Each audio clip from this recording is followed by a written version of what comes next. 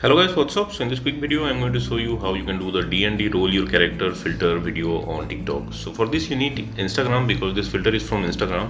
So once you have Instagram, this is the filter. To get this filter in Instagram, you can visit the creator profile. Jypsyvloggin is the creator of this filter. You can follow him to unlock this filter to your Instagram camera tray. He's having some awesome filter also. You can follow him. So check in his filter gallery and this is the filter, roll your character. Tap on it and you will see this preview. From here you can save it to your Instagram camera tray. Let's try it. Tap on try it. Okay, so what we are going to do, we'll record a video here and we'll save the video to our camera roll in the device. Then from there we'll use the video in TikTok. So let's record a video.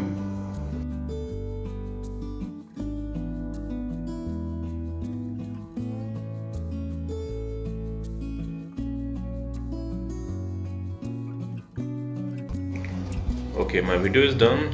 Let's save it.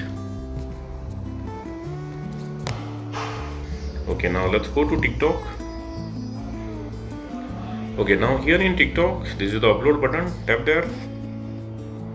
And this is the video we just made. Select the video and hit next.